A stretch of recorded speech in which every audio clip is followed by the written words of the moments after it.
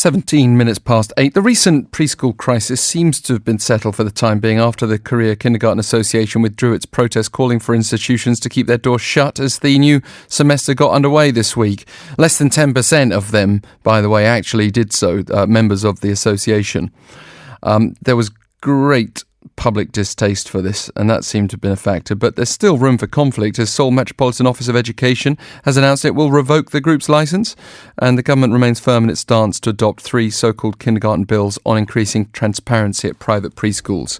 The crux of that is they would have to adopt accounting transparency. Professor Kim Kun-kyu specialises in early childhood education, has been watching all this from afar at his position at Delaware State University and joins us on the line. Good morning to you from Seoul. Hi Alex, good to speak with you again.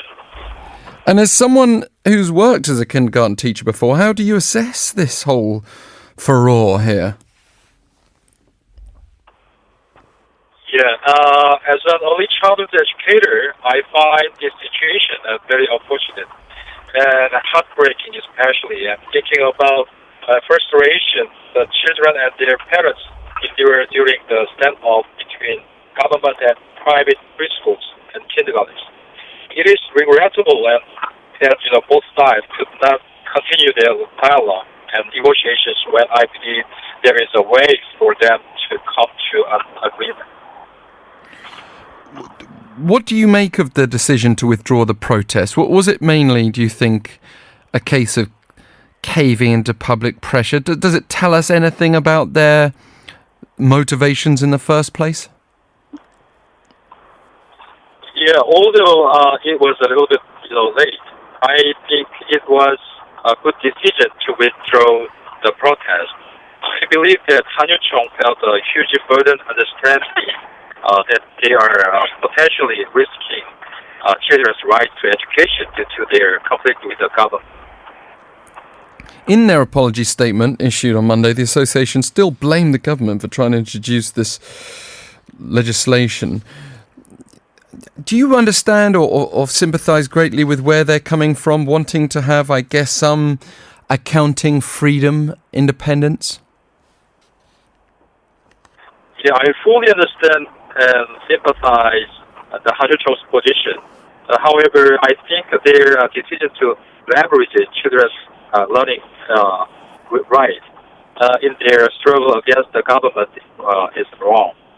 Having said that, I would like to point out that current Kindergarten 3 Act strictly control any financial gain from the private property used for kindergarten with the underlying assumption of not recognized personal property or investment.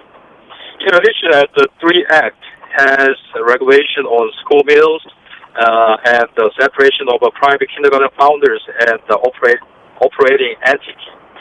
Thus prohibiting preschool kindergarten from any profit and requiring them to become a non-profit organization may threaten the survival of private preschool and kindergarten in Korea. Right, I'd like to revisit that, but do you think the main reason they backed down was simply this announcement that they would have their license revoked?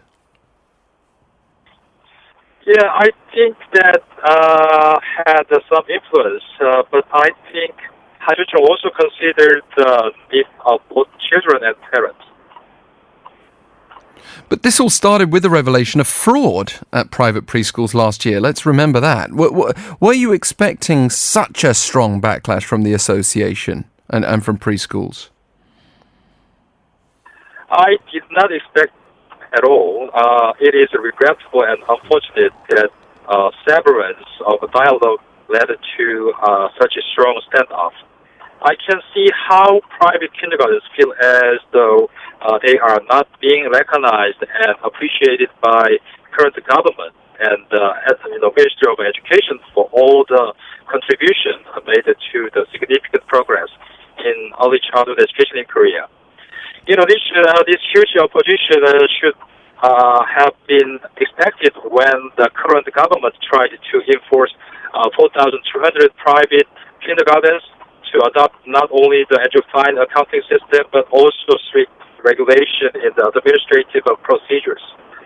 And in the case of many foreign countries, especially United States and United Kingdom, private kindergartens or preschools should be considered as a transitional stage to public education system and recognized as for-profit educational organization.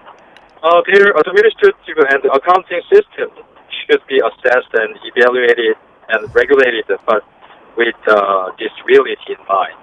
Yeah. So, I mean, obviously some of the opposition here is just opposition to the very concept of private education at any level, it would appear. But on the other hand, the National Association of Private Kindergartens has decided to accept the EduFine accounting system. Why do we see this situation where it's impossible to do anything under that? I mean, what is it really the case that these kindergartens can't make their businesses work with EduFine?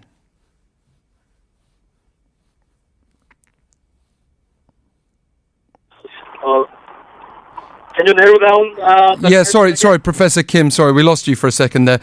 This accounting system, EduFine. The National Association of Private Kindergartens decided to accept the system. EduFine may have its limitations as a private business, but the KKA is the only group representing kindergartens that's refusing its introduction. Is that strange to you? Yeah, and I think 한유총 they did not accept EduFine system, and however, and John Sayeon and Korean National Association for the Private Kindergarten, and they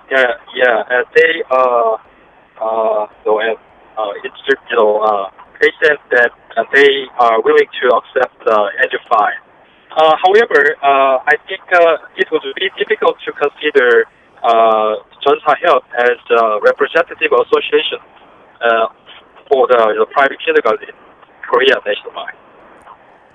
We've got a message here from 3376 saying, I think the main criticism's based upon how poorly the Kindergarten Association reacted, but I don't agree with the government's proposals of not being able to terminate the centre without the consent of more than 2/3 of parents of students, forcing to implement the government's accounting system. It almost feels like they're taking away the private ownership of kindergartens without any costs.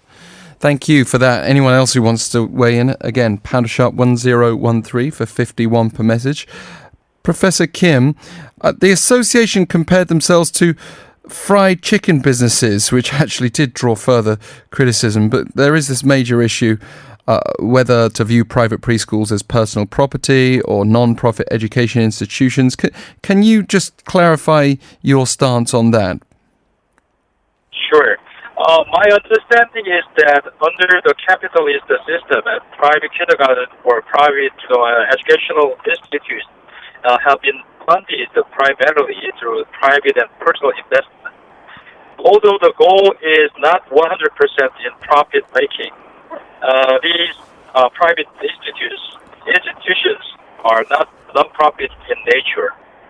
Going beyond private kindergarten to private primary and secondary schools and specialized schools, even private universities, if we try to regulate using one set of standards across for both private and private and public, educational institutes without acknowledging special circumstances or certain, situations, diversity and creativity, and which are some of the most important values in education, will be lost in education.